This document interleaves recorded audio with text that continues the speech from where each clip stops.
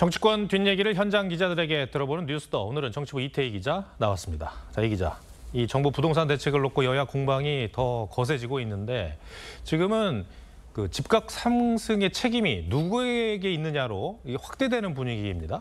그렇습니다. 민주당은 이재명 정부가 출범한 지 4개월밖에 되지 않은 만큼 부동산 폭등의 책임을 현 정부에게 돌리는 건 비상식적이라고 주장합니다. 대신 윤석열 정부와 오세훈 서울시장에 책임이 있다고 목소리를 높이고 있는데요. 민주당 전현희 최고위원은 오늘 간담회에서 윤석열 정부가 부동산 공급 대책을 도외시했기 때문이라고 지적했습니다. 그러면서 오세훈 시장이 지난 3월 강남 지역 토지거래 허가제를 해제했다가 번복한 일을 언급하면서 집값 폭등 책임은 현 야당에 있다고 주장했습니다.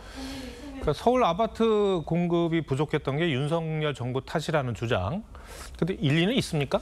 국민의힘 입장은 상반됩니다. 오세훈 시장 측은 그 책임을 박원순 전 서울시장 시절 재개발지구 해제에서 찾고 있습니다. 이 재건축 재개발 사업은요, 지정부터 준공까지 평균 18년 정도가 걸리는데요. 이걸 역산하면 2000년대 후반 시작된 사업들이 지금쯤 착공 단계에 들어선다는 겁니다. 하지만 박원순 전 서울시장 재임 당시 재개발지구 상당수가 해제됐습니다. 동네 골목길 등을 되살리겠다는 도시재생 사업의 일환이었는데요. 그때 해제된 구역이 389곳, 공급 물량으로는 약 28만 호에 달합니다. 특히 성북, 중랑 등 강북 지역에 집중돼 있었는데 이 물량이 지금쯤 시장이 풀렸다면 공급 부족을 완화해 집값 안정에도 도움이 됐을 거란 설명입니다. 오세훈 시장이 지난 추석 연휴 기간 강북을 지역구로 두고 있는 정치인들을 공개 비판한 것도 같은 맥락입니다. 반대로 이제 부동산 대책 이후에 오세훈 서울시장에 대한 공격이 눈에 띌 정도인데 이유가 있겠죠. 특히 서울시장 출마를 염두에 둔 이 법여권 유력 인사들을 중심으로 오 시장을 겨냥한 발언이 쏟아지고 있습니다. 뚜렷한 주자가 보이지 않다 보니 존재감을 부각시키면서 오세훈 시장과 1대1 구도를 만들려는 의도라는 시각이 많은데요.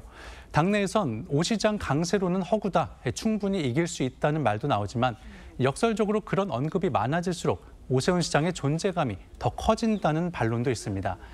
결국 이번 부동산 대책 논란이 서울시장 선거 전에 전초전이 된 셈인데요. 우리나라에서 부동산 문제가 갖는 휘발성 때문에 내년 서울시장 선거전에서 주요 이슈가 될 가능성이 높아졌습니다. 국민의힘 장동혁 대표가 윤석열 전 대통령을 면회해서 논란인데 왜 하필 이 시점이었을까요? 장동혁 대표도 면회가 공개되면 비판이 뒤따를 거란 걸 충분히 알고 있었을 겁니다. 장 대표는 당선 직후부터 윤 전 대통령을 찾아가겠다고 약속했었죠. 지지층을 의식하면 지키지 않을 수 없는 약속이었기 때문에 일종의 정치적 숙제를 안고 있었던 셈입니다.